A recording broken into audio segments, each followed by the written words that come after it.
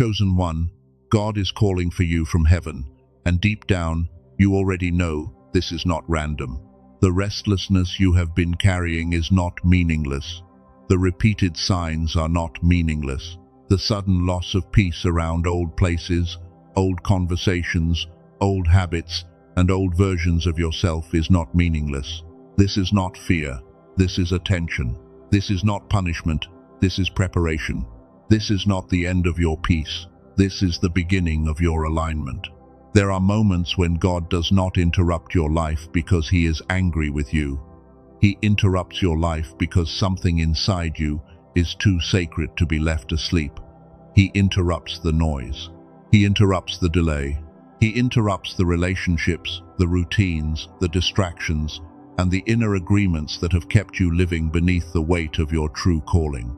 And this message carries the spirit of Michael. Not panic, not chaos, not fear, but protection, courage, clarity, holy separation. Not so you can fight people, not so you can prove yourself, not so you can become suspicious of everyone around you, but so you can finally stop abandoning the assignment God placed inside you before the world taught you to doubt it. You have asked for signs, but some signs have already come. You have asked for direction, but some doors have already closed. You have asked God to speak louder, but maybe heaven has been speaking through the very discomfort you kept trying to silence. That is why I need you to stay with this until the end. Because in this message, you are going to understand the signs that God has already placed around you, why this calling has felt so uncomfortable, what is being separated from your life, and how to know the difference between fear and the voice that is actually guiding you. And before this is over, you will also understand why ignoring this call may not destroy you, but it can delay the life you were born to carry. So listen carefully. The call did not begin when you arrived here. It began before this moment. It began in the quiet place you could not explain. It began when you started feeling heavy around people you used to enjoy. It began when certain conversations started draining you faster than before. It began when your body was present in a room, but your spirit felt like it was standing at the door, waiting for permission to leave. It began when you realized that some things still looked normal on the outside, but they no longer felt aligned on the inside. That is one of the first signs of a divine call. God will sometimes disturb what you used to tolerate before He reveals where He is taking you. And this is where many chosen ones become confused. They think something is wrong because their old life no longer gives them peace. They think they are becoming difficult, sensitive, distant, or strange. They wonder why they cannot laugh at the same things, sit in the same energy, entertain the same conversations, or pretend to be fine the way they once did. But what if you are not becoming strange? What if you are becoming clear? What if your spirit is no longer willing to cooperate with what your calling has already outgrown? There is a kind of discomfort that comes from fear, and there is a kind of discomfort that comes from God, calling your attention back to what matters. Fear makes you frantic. God's call makes you alert. Fear scatters your thoughts. God's call gathers your spirit. Fear makes you feel trapped. God's call may feel heavy, but beneath the heaviness, there is a strange knowing that you are being led. That is what has been happening to you. The heaviness is not just heaviness. The restlessness is not just restlessness. The silence is not just silence. God has been calling through disturbance. You may have felt it in the middle of the night, when your eyes opened and there was no clear reason why. You looked around and everything seemed normal, but something in your spirit felt awake, not entertained, not relaxed. Awake. You may have felt it as a pressure in your chest when you were about to say yes to something that your spirit had already rejected. On the outside, it looked like a simple decision, but inside, something tightened. Something whispered, not this way, not again, not there. You may have felt it when certain people spoke to you, and your whole body felt tired before the conversation even ended. They did not have to insult you, they did not have to attack you, but something about the exchange pulled life out of you, and the part of you that used to ignore that feeling can no longer ignore it. You may have felt it through repeated signs, a phrase that keeps coming back, a dream that refuses to leave your memory, a message that appears through different people, a door that keeps closing no matter how hard you try to force it open, a quiet instruction that keeps returning when everything else gets silent. And maybe you kept telling yourself, maybe I am just tired, maybe I am just emotional, maybe I am overthinking, maybe I am making patterns where there are none. But chosen one, hear this with wisdom. Not every feeling is a divine instruction. Not every delay is a sign. Not every closed door is a message.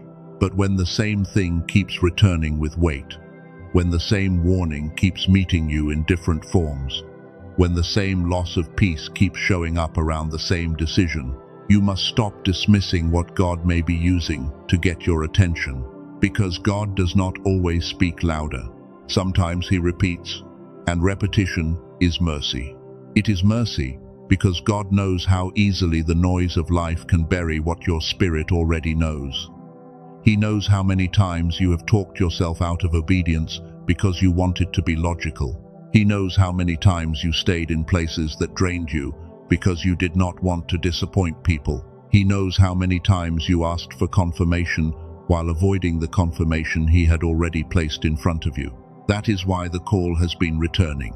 Not to shame you, not to scare you, not to make you feel behind, but to bring you back into attention before delay becomes a lifestyle. There is something about this season that requires you to listen differently.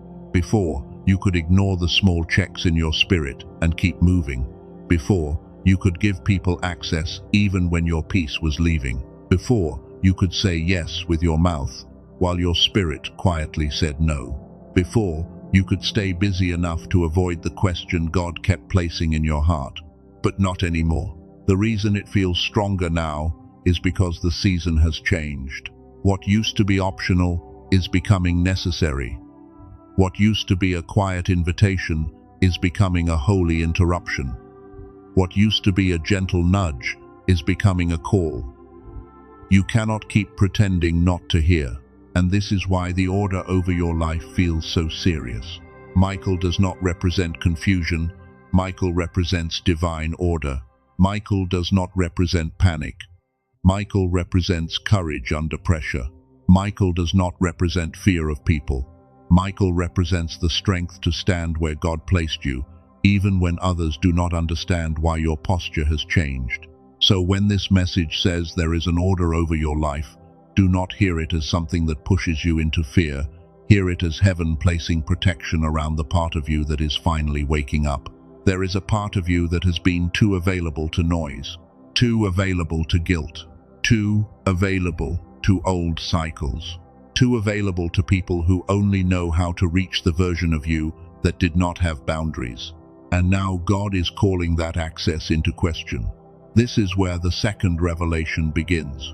The call is not only showing you signs, the call is separating you before it sends you.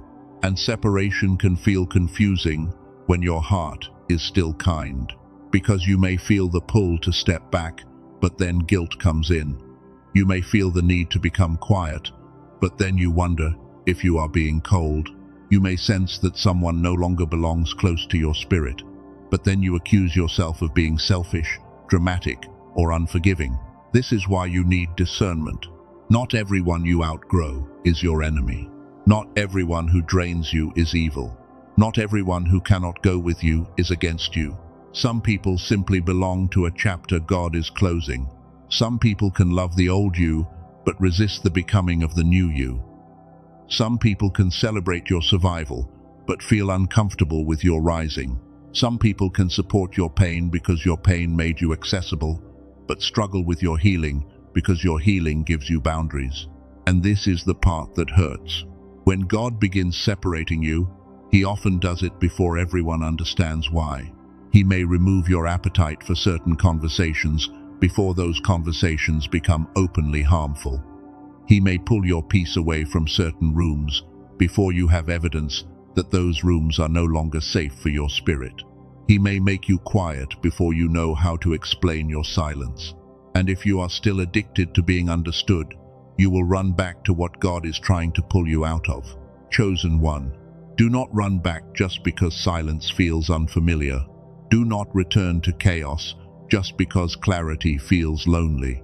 Do not reopen a door just because someone is uncomfortable with the fact that you finally stopped standing at it. This is not rejection. This is protection. This is not pride. This is preparation. This is not you becoming cold.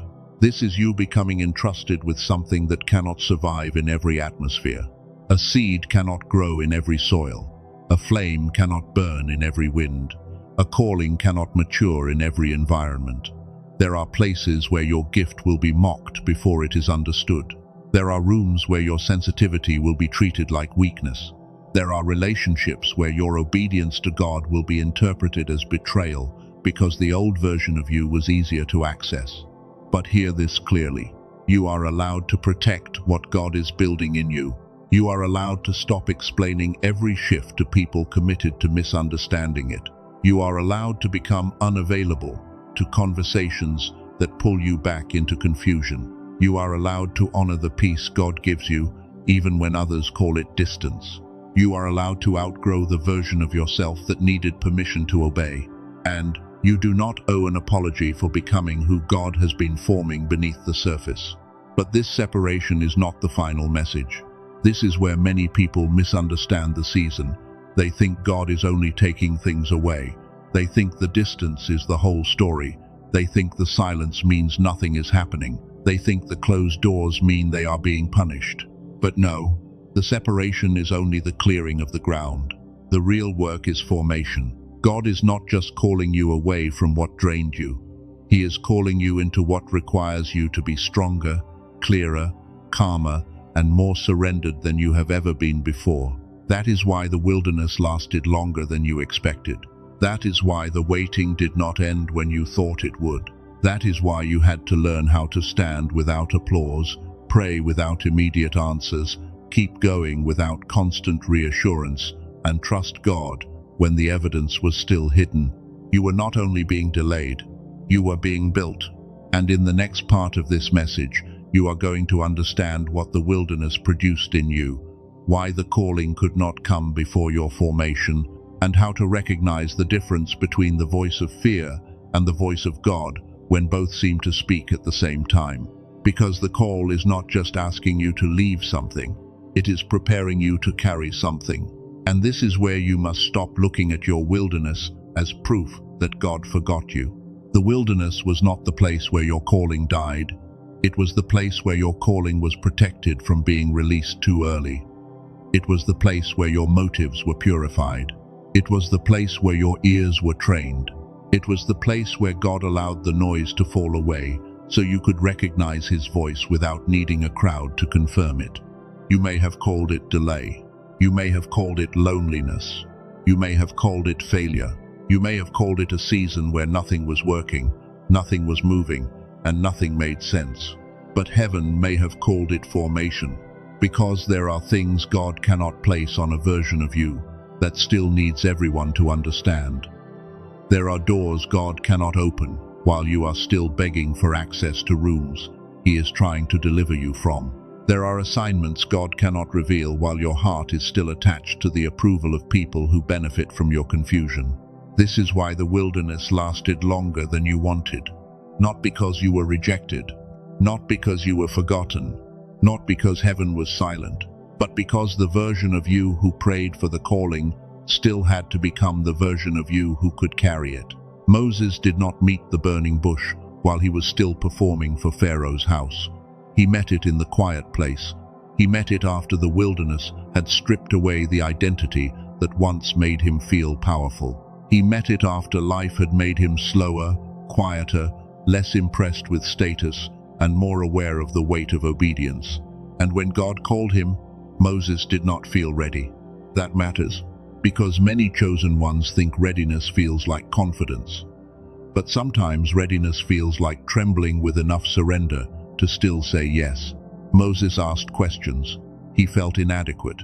He looked at his own weakness before he looked at God's power. And still, the call did not disappear. That should tell you something. Your insecurity does not cancel the call. Your hesitation does not cancel the call.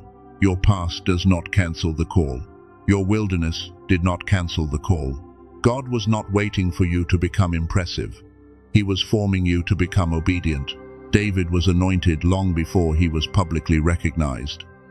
He went back to the field after oil touched his head. Imagine that. A holy moment in secret, then ordinary responsibility in public. A calling placed on him, but no throne yet. A promise over him, but still sheep to tend, still battles to fight, still hidden years to endure. This is the part people do not like about calling. God can choose you before people see you.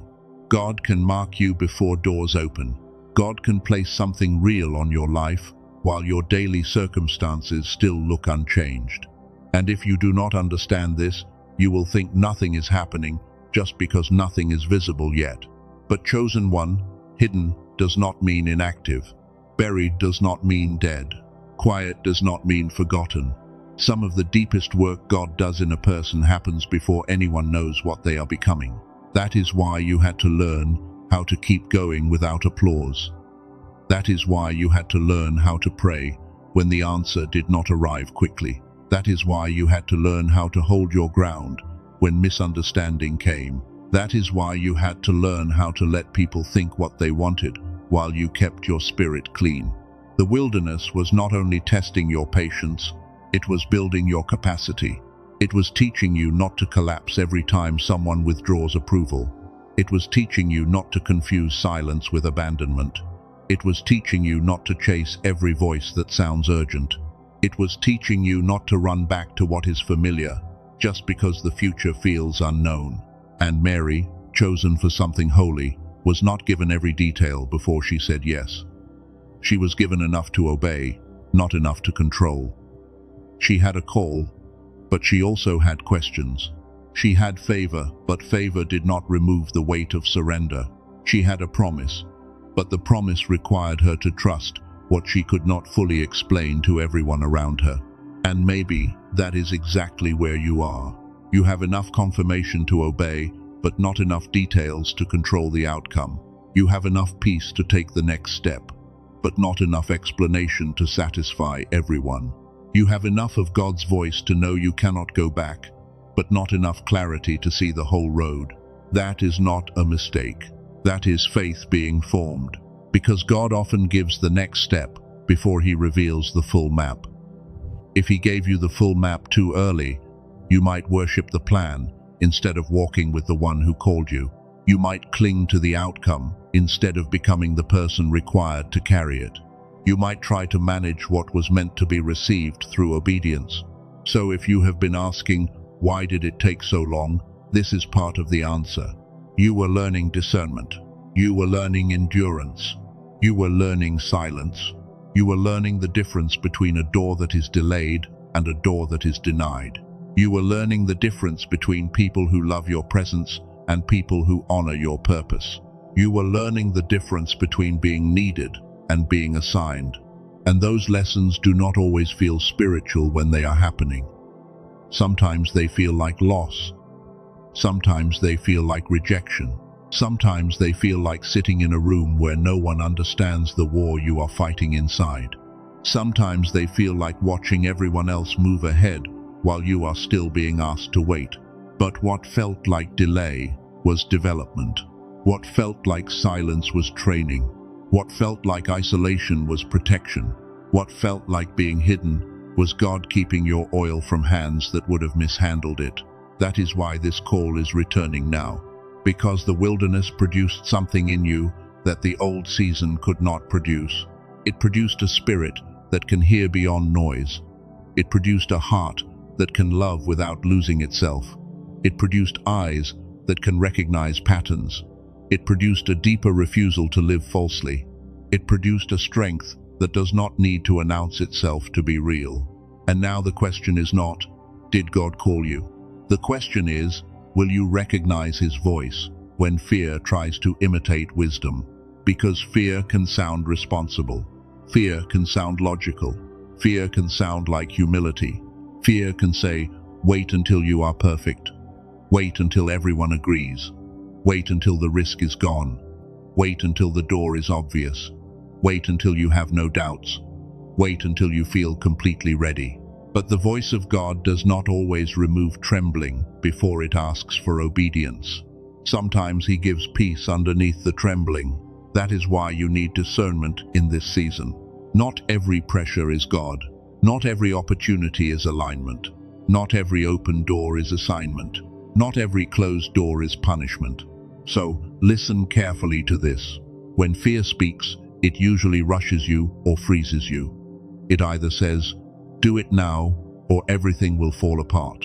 Or it says, "Do nothing because you might fail." Fear creates panic in the body and confusion in the mind. It makes you obsess over consequences without giving you clarity about obedience. But when God calls, even if the instruction feels heavy, there is a deeper steadiness underneath it. The surface may tremble, but the center becomes strangely clear. You may not know every detail, but you know the next faithful step. You may not feel fearless, but you feel summoned. You may not feel ready, but you feel unable to keep pretending you did not hear. This is where you must apply what I call the stillness check. Not with your hands, not with paper, not by stopping your life. If you are driving, working, or lying in bed, do it inside. Let the decision, the person, the door, or the instruction come before your inner attention. Do not force an answer. Do not argue with it. Do not decorate it with fear. Simply let it stand there in the quiet court of your spirit. Then ask within yourself, does this pull me toward obedience, or does it pull me toward panic? Does this make me clearer, even if it challenges me? Or does this scatter me, shrink me, and make me desperate to control everything? God's call may challenge your comfort, but it will not require you to betray your spirit. God's call may stretch your faith, but it will not flatter your ego. God's call may ask you to release what you love, but it will not make confusion your master. The next practice is what I call the 3-knock rule. When God is calling your attention, the message often returns in more than one way. It may come through a scripture, then through a conversation, then through a dream. It may come through a closed door, then through a loss of peace, then through a sudden inner knowing. It may come through the same phrase, appearing again and again, until you can no longer call it random. The first knock gets your attention. The second knock confirms the pattern. The third knock asks for response. This does not mean you become superstitious. It does not mean you chase signs everywhere. It means you become honest about repetition. If the same call keeps returning with weight, and it is pointing you toward holiness, courage, clarity, surrender, and growth, then you must stop treating it like background noise. Because there is a difference between seeking confirmation and avoiding obedience. Some people say they are waiting for God to speak, when really, they are waiting for Him to say something easier. Some people say they need another sign, when really, they are hoping the next sign will contradict the first one. Some people say they are confused, when deep down they already know the answer will require separation, courage, or surrender. Chosen one, this is not said to shame you. It is said to wake up your honesty, because the call of God is not always unclear. Sometimes it is simply costly, and that is why the third practice matters. I call it the obedience window. There is a moment after God speaks when your spirit is most clear. In that moment, your excuses have not fully gathered yet. Your fear has not built its argument yet. Your old patterns have not pulled you back into negotiation yet. That moment is sacred. Do not waste it by trying to explain it to everyone. Do not pollute it by asking advice from people who do not carry the weight of your assignment. Do not make it dramatic. Do not announce it prematurely. Do not turn a holy instruction into a public performance. Hold it inside like a flame cupped from the wind. See it in your spirit. Imagine the instruction as a small flame placed in your hands. Around you, voices may rise, questions may come, old guilt may knock, fear may try to blow against it. But inside, you turn your attention around that flame like a wall of protection, and you say within yourself, I will not let noise decide what God has already made clear. That is the first act of obedience. Before the physical step, there is an inner agreement. Before the door opens, there is a yes. Before the assignment becomes visible, there is a private surrender that heaven sees. This is why Michael's order is not only about battle. It is about guarding what has been spoken before it becomes visible. It is about refusing to let fear, guilt, distraction, or old access trample the seed of instruction God placed inside you. Because the enemy of your calling is not always obvious rebellion. Sometimes it is endless delay. Sometimes it is needing one more confirmation.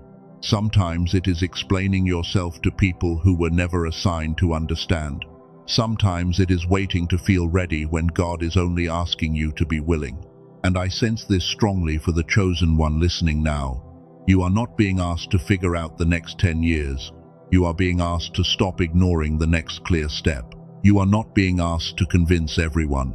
You are being asked to obey what God has already made heavy in your spirit.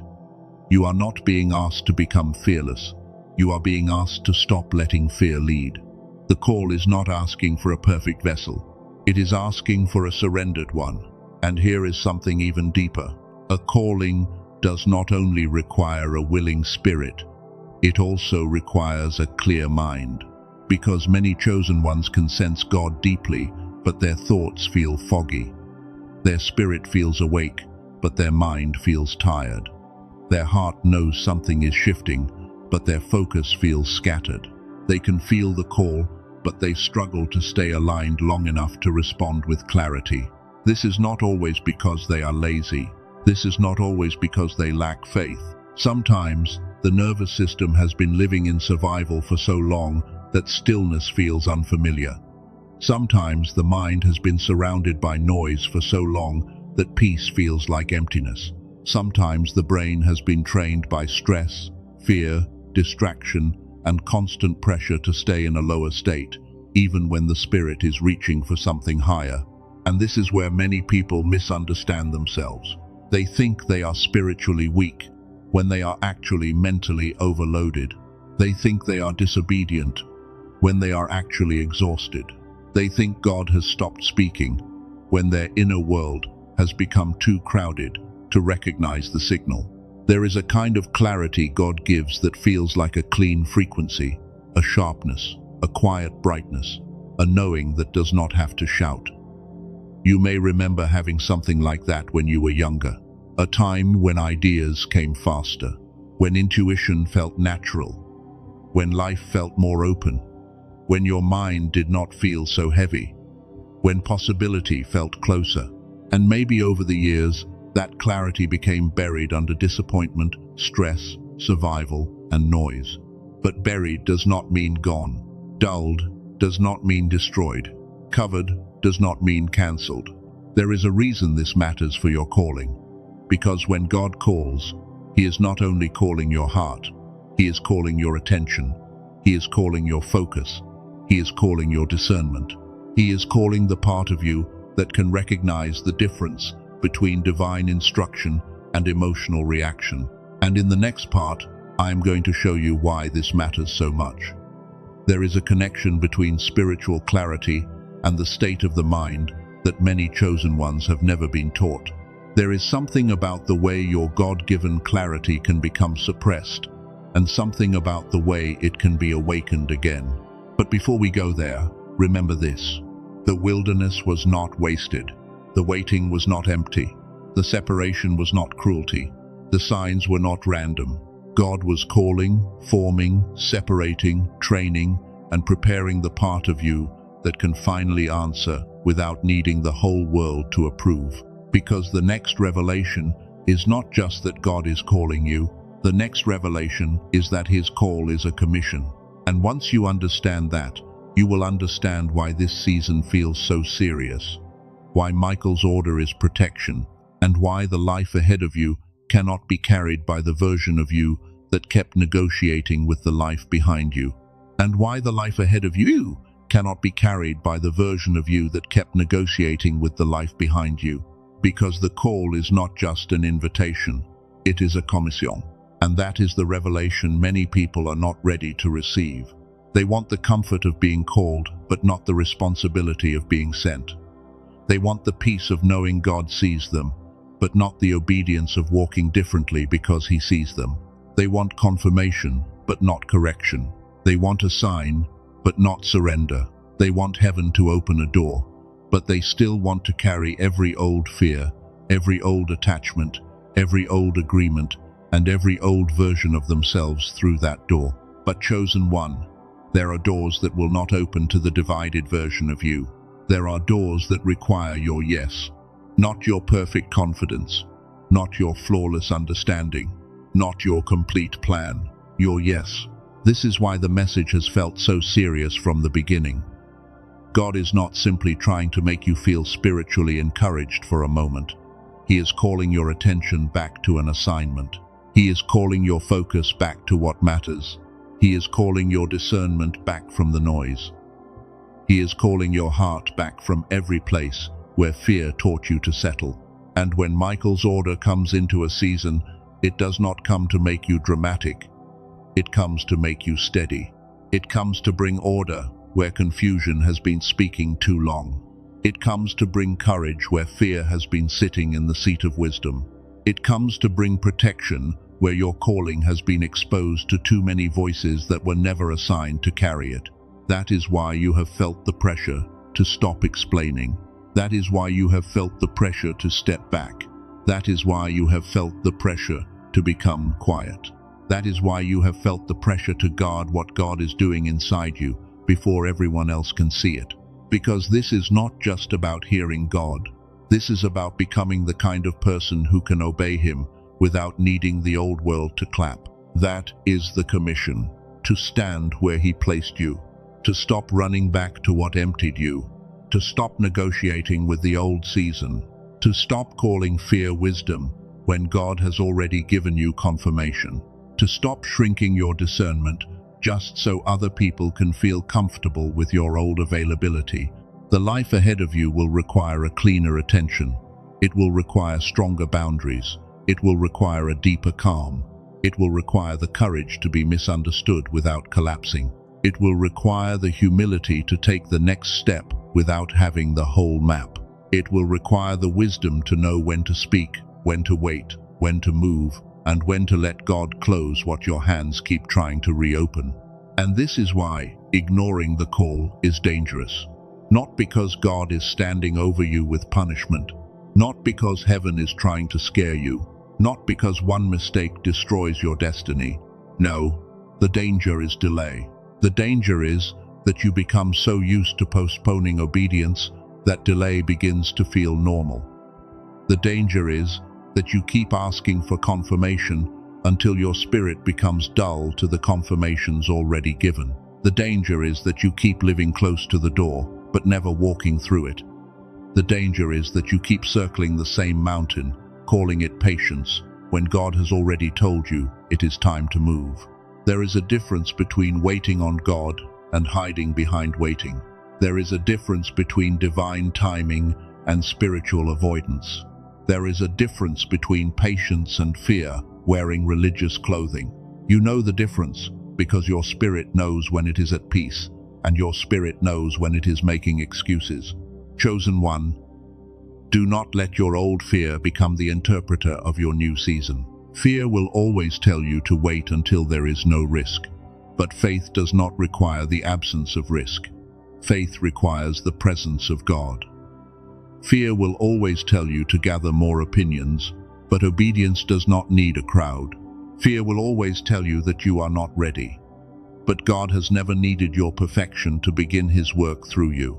And I sense this message in my spirit for someone listening right now. Do not abandon what God placed inside you just because carrying it feels heavier than you expected. Do not abandon the call because the path became quiet. Do not abandon the assignment because the people around you cannot recognize the version of you that heaven is forming. Do not abandon your yes. The pressure you feel is not proof that you should run. Sometimes pressure is what your spirit feels when heaven is placing weight on a word that must be obeyed. Sometimes the trembling is not weakness, Sometimes the trembling is your flesh realizing it can no longer lead the way. Sometimes the discomfort is not a sign to stop. Sometimes it is the old self resisting its own surrender. That is why Michael's order over this season is simple. Stand guard over the call. Stand guard over your attention. Stand guard over your peace. Stand guard over the instruction God has already made clear. Not with panic, not with suspicion, not with pride, with obedience. Because you are not just a person who has been through pain. You are a spiritual warrior learning to hold ground without hatred. You are a seer, learning to recognize patterns without becoming paranoid. You are an intercessor learning to carry burdens without letting burdens crush you. You are a voice learning to speak truth without needing applause. You are a bridge learning to connect what others cannot see yet. And all of those identities require one thing: clarity. A calling cannot mature in constant inner static.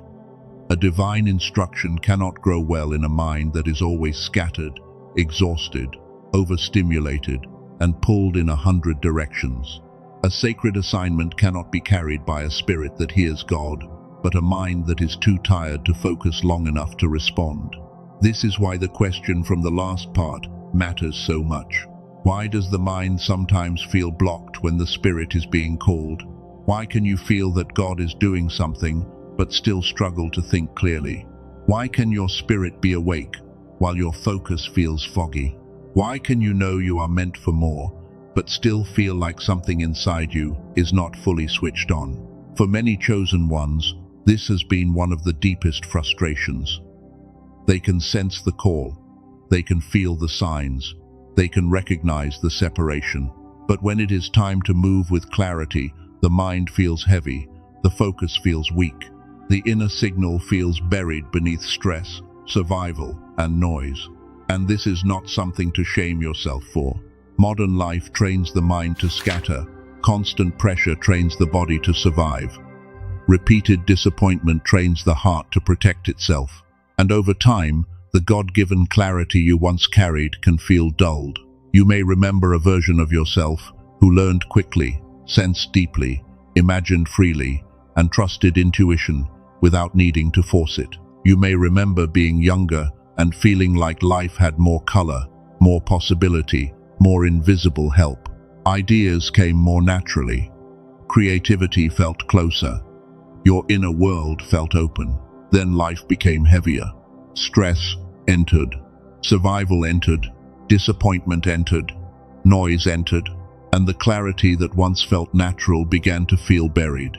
But buried does not mean gone. Dulled does not mean destroyed. Covered does not mean cancelled.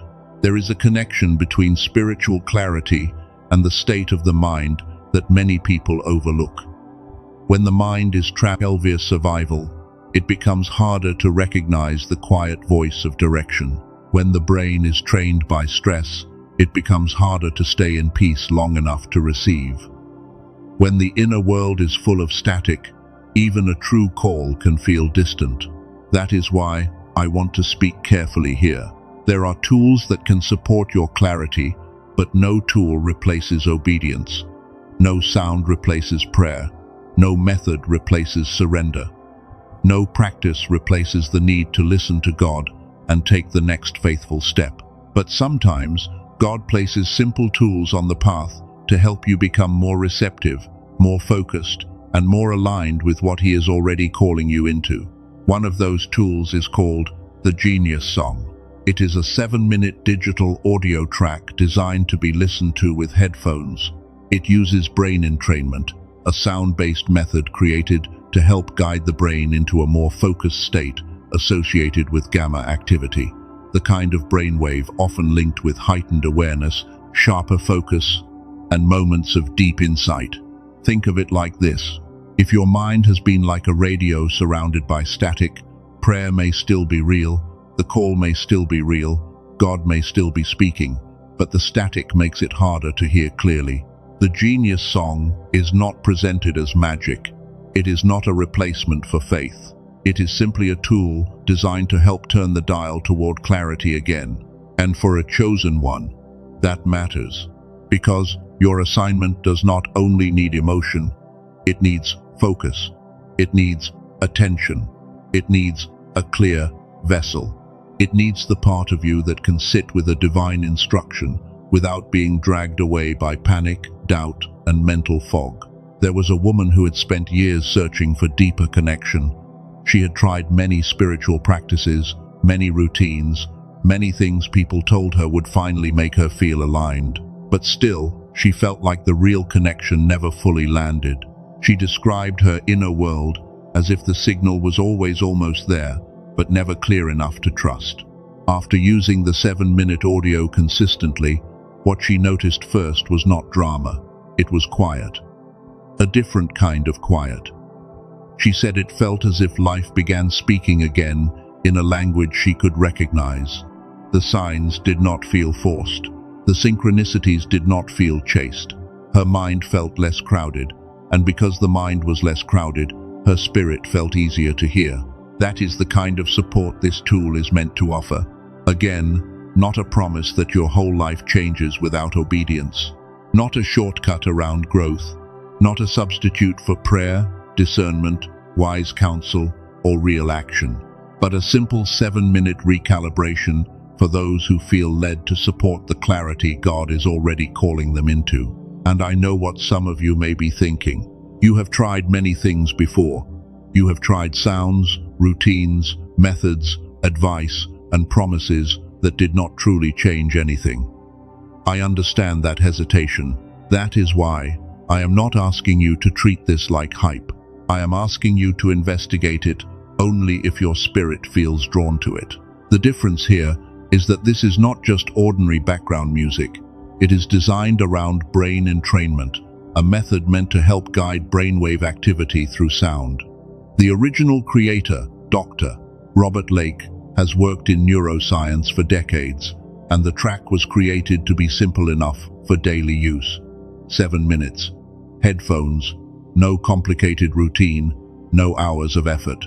No need to force yourself into a meditative state you cannot maintain. Traditionally, people looking for brainwave training or biofeedback could spend hundreds of dollars per session or thousands on advanced home equipment. This track was made as a much simpler option. Its original price is $49, but through the link in the description and pinned comment, it is available for $39. You also receive the included bonuses, including an audio for children, a classic book, guided visualization, and a simple infographic to support better daily habits. And there is a money-back guarantee. So if you explore it and feel it is not for you, you are not trapped. One important warning: there are fake versions and copycat pages online using similar names. Some are just ordinary audio with no real brain entrainment design behind them. If you choose to explore the Genius song, use only the link in the description and pinned comment so you can receive the original version, the bonuses, and the guarantee. And then return to the heart of this message. No tool replaces your yes. The Genius song may support clarity, but it cannot obey for you. It may help quiet the static, but it cannot surrender your fear. It may support focus, but it cannot choose your next step. That part belongs to you, because God is not calling a passive version of you. He is calling the version of you that is willing to listen, willing to release, willing to be formed, willing to stop negotiating with what He has already told you to leave behind. So now, bring your attention inward for a moment. You do not need to move your body. You do not need to close your eyes.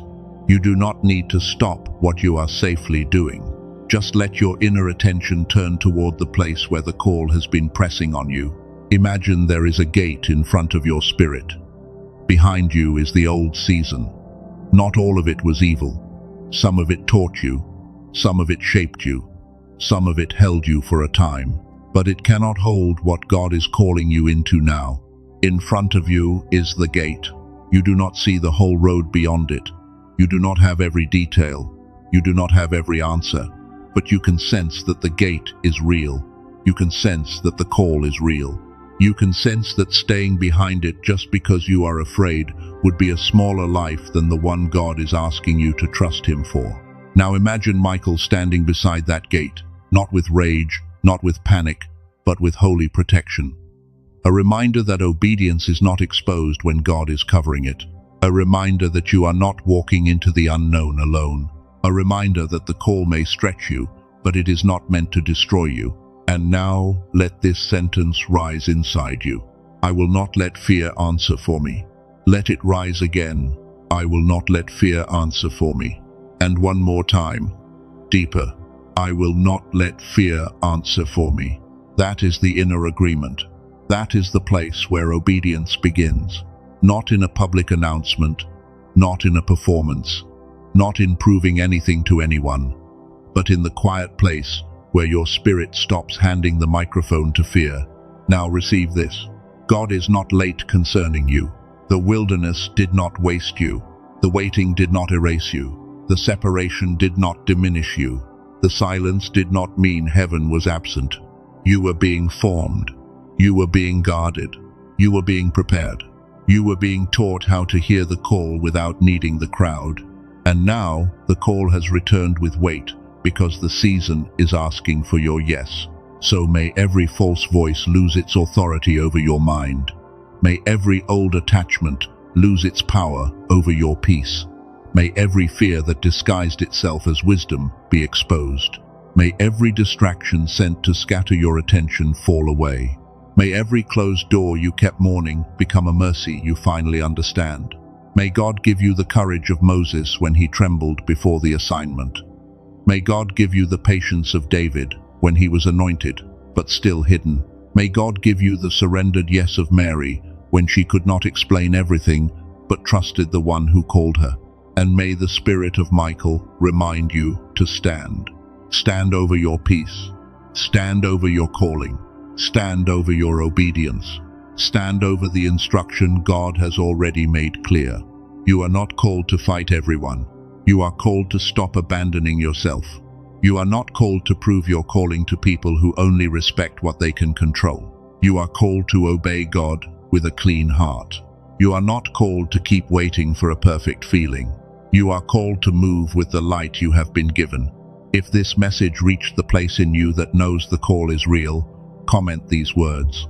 I hear the call, not as a performance, not for attention, but as a witness to your own spirit, that you are done pretending you did not hear what God has been repeating. And if you feel led to explore the 7-minute clarity tool I mentioned, the link is in the description and pinned comment. Investigate it with discernment. Use it only if it resonates with where God is leading you. And remember, the tool is not the calling. It is only support for the clarity needed to answer it. Chosen one. This is your moment to stop calling delay patience. This is your moment to stop calling fear wisdom. This is your moment to stop calling old access love. This is your moment to stop treating the call like a suggestion. God is calling you right now, not because you are perfect, not because you have all the answers, not because you feel ready, but because He has already placed something inside you that this season can no longer ignore. So stand, listen, guard the flame, protect the peace, answer the call. You are called, you are covered, you are not late, and the life ahead of you will finally begin to recognize the version of you that heaven has been forming all along.